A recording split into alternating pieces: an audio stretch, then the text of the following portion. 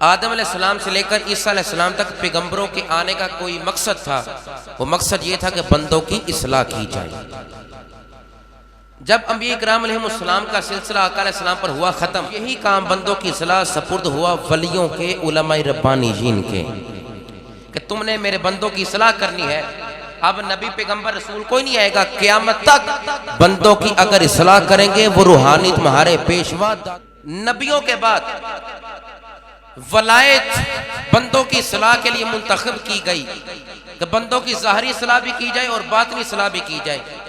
اگر آج ہم مدارس دینیہ سے دور رہیں گے، تعلیمات اولیاء سے دور رہیں گے، مزارات اولیاء سے دور رہیں گے، تو ہماری نہ ظاہری اصلاح ہو سکتی ہے نہ ہماری باطنی اصلاح ہو سکتی ہے۔ تو اللہ نے نبیوں والا کام ولیوں کے سپرد کر کے فرمایا اصلاح اس کی ہوگی جو ولیوں سے وابستہ ہو جائے گا، میں اس کی ظاہری اصلاح بھی کر دوں گا، اس کی باطنی اصلاح بھی کر دوں گا۔ پتہ چلا ہم ولیوں کے پاس اس لیے جاتے ہیں، اپنی فریاد اس لیے ان کے دروازے پر رکھتے ہیں، داتا صاحب اس لیے حاضری دیتے ہیں کہ ہماری ظاہری اور باطنی اصلاح ہو جائے اور ہمارا تزکیہ نفس ہو جائے۔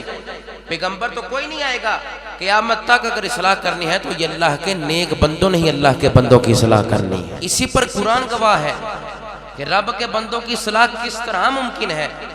آج ہر شخص متلاشی ہے اس بات کا کہ میری اصلاح ہو، مگر طریقہ کار بھائیو قرآن نے بتایا ہے، قرآن اس پر شاہد ہے کہ تمہاری اصلاح تمہارے نیک بندوں نے کرنی ہے۔ جو تم میں سے نیک ہیں، تزکیہ نفس جن کا ہوا، اللہ نے جن بندوں کو چن لیا ہے نا، وہ تمہاری ظاہری اصلاح بھی کریں گے، تمہاری باطنی اصلاح بھی کریں گے۔ دعا کرو اللہ ہمیں بھی یہ توفیق عطا فرمائے، ہم بھی اس کی بارگاہ میں چنے جائیں۔ جو چنے گئے ہیں نا وہ داتا الحجویری بن گئے ہیں، جو چنے گئے ہیں وہ مجدد الفسانی بن گئے ہیں، جو چنے گئے ہیں وہ شیخ احمد سرندی کے نام سے پہچانے جاتے ہیں۔ ہمیں اللہ ایسے اعمال کرنے کی توفیق عطا فرمائے کہ ہم اس کے مقبول بندے بن جائیں۔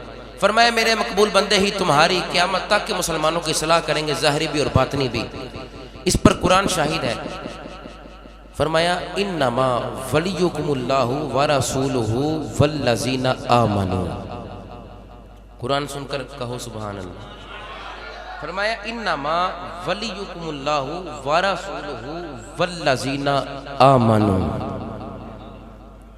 یہاں پر یہ نہیں کہا صرف انما ولیکم اللہ ورسولہ، آگے فرمایا والذین آمنوا، داتا علی حجویری بھی تمہارے مددگار ہیں، غوث جلی بھی تمہارے مددگار ہیں، شاہ لسانی بھی تمہارے مددگار ہیں، بابا فرید الدین گنج شکر بھی تمہارے مددگار ہیں، علی پور کا تاجدار بھی تمہارا مددگار ہے، شرک پور کا شہنشاہ بھی تمہارا مددگار ہے، کیلے علی سرکار کا تاجدار بھی تمہارا مددگار ہے، اور محدث اعظم پاکستان بھی فیصل آباد شریف میں حاضری دو، تمہارا ظاہر بھی سنور جائے گا، تمہارا باطن بھی سنور جائے گا۔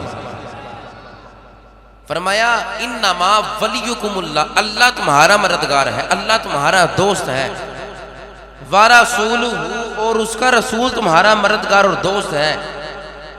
یہاں بات ختم نہیں کی، فرمایا والذین آمنوا، اور جو نیکوکار ہیں نا، جنہوں نے ایمان پر ثابت قدمی اختیار کی، وہ صالح بندے بھی تمہارے مددگار ہیں۔ اشارہ اس طرف ہے المومن واصل بالرسول والرسول واصل باللہ، کہ مومن کا تعلق اپنے رسول سے ہوتا ہے اور رسول کا تعلق اپنے خدا سے ہوتا ہے۔ انما ولیکم اللہ ورسولہ، اللہ بھی مددگار، اللہ کی عطا سے اللہ کا رسول بھی تمہارا مددگار، اور فرمایا والذین آمنوا، یہ نیکوکار زمین پر تمہارے ہی مددگار ہیں۔ لہٰذا مدد ان کو ملے گی جو ان کا تذکرہ کریں گے۔ ذکر الانبیاء عبادت و ذکر الصالحین کفارہ، پیغمبروں کا ذکر کرنا، تذکرہ کرنا یہ رب کی عبادت ہے، اور نیکوکاروں کا ذکر کرنا یہ گناہوں کا کفارہ ہوا کرتا ہے۔ پتہ چلا قرآن اس بات پر شاہد ہے کہ اللہ بھی مددگار، اللہ کا رسول بھی اللہ کی عطا سے مددگار، ان کو مددگار بنایا۔ انما ولیکم اللہ، بے شک اللہ بھی تمہارا مددگار، ورسولہ، اور اس کا پیغمبر اس کا رسول بھی تمہارا مددگار۔ فرمایا ایمان والو سنو، والذین آمنوا، اور نیکوکار بھی تمہارے مددگار ہیں۔ اس سے پہلی آیت میں اللہ نے تذکرہ ان کا کیا جو ہمارے مددگار نہیں، جن کو ہم نے دوست نہیں بنانا، دنیا داروں کو۔ اس سے پہلی آیات پڑھیں نا تو دوستی سے روکا گیا ہے، اور یہاں کیا ذکر کیا گیا؟ دوستی ان سے کرو کہ جو تمہارے مددگار ہیں اللہ سے دوستی کرو، اللہ کے محبوب سے کرو، اور دات الحجویری کا دامن تھامو، ظاہر بھی سنور جائے گا، تمہارا باطن بھی سنور جائے گا۔ والذین آمنوا، نیکوکار تمہارے مددگار ہیں۔ اللہ رب العزت نے عام انسان کو پتھر کی طرح بے اختیارو مجبور پیدا نہیں کیا۔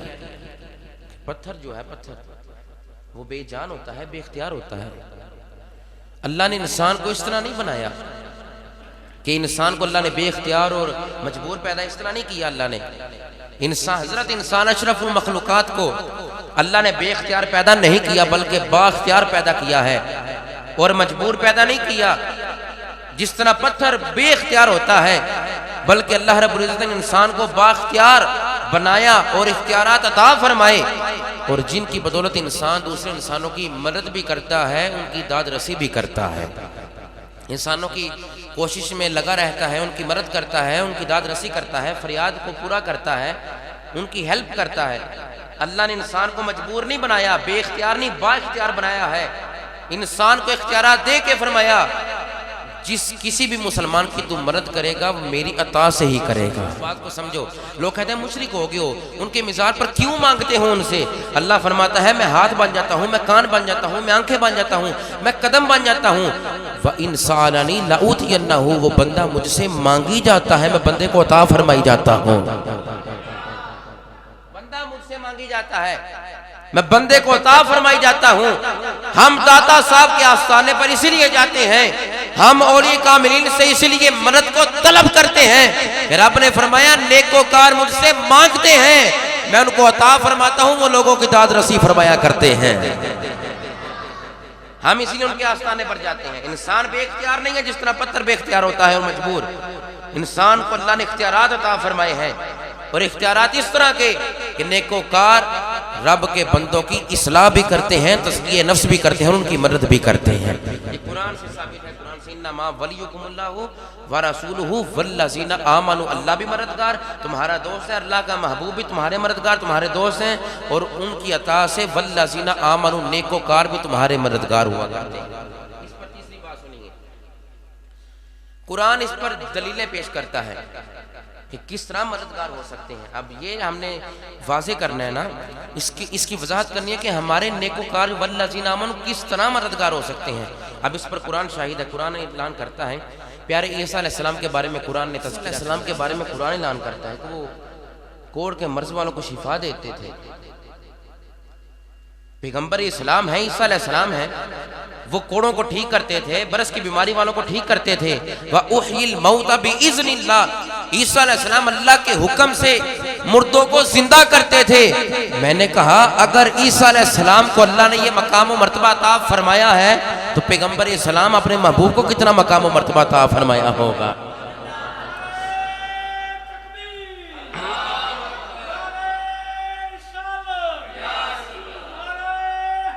اب زندگیاں دینے والا تو وہ خدا ہے، مگر قرآن شاہد ہے کہ اللہ کی عطا سے پیغمبر اسلام کو اللہ نے یہ طاقت عطا فرمائی ہوتی ہے کہ وہ مردوں کو زندہ کر سکتے ہیں۔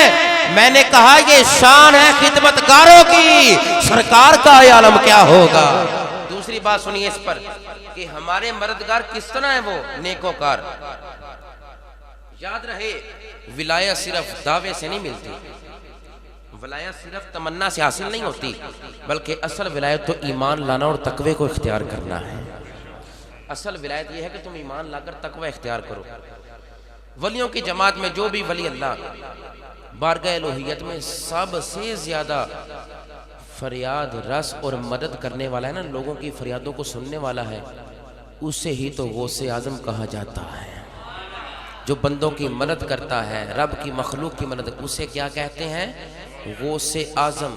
ولیوں کی جماعت میں حضور غوث الورا کا یہ مقام و مرتبہ ہے کہ ہر ولی اپنے نبی کی شان ہے، ہر ولی اپنے پیغمبر کی شان، غوث پاک مصطفیٰ کی شان ہے اور مصطفیٰ خدا کی شان ہے۔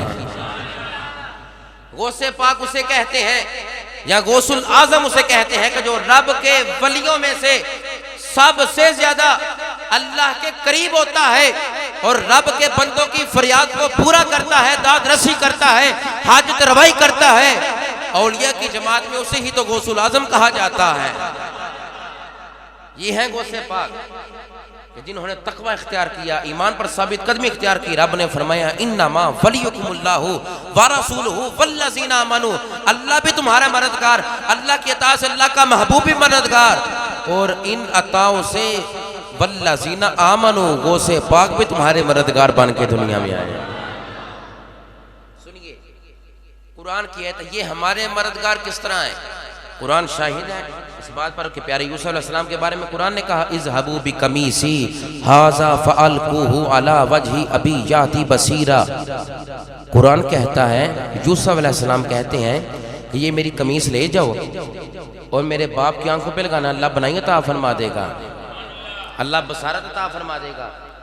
اذهبوا بقمیصی، یہ میری قمیص لے جاؤ، اذهبوا بقمیصی ھذا، یہ قمیص لے جاؤ، کیا کرو؟ فَأَلْقُوهُ عَلَى وَجْهِ أَبِي يَأْتِي بَصِيرًا، عَلَى وَجْهِ أَبِي يَأْتِي بَصِيرًا، عَلَى وَجْهِ أَبِي يَأْتِي بَصِيرًا، یہ میری قمیص لے جاؤ، میرے باپ یعقوب کی آنکھوں پہ لگانا، رب بنائی عطا فرما دے گا۔ اللہ کی عطا سے اللہ کے نیک بندے بندوں کی مدد کرتے ہیں۔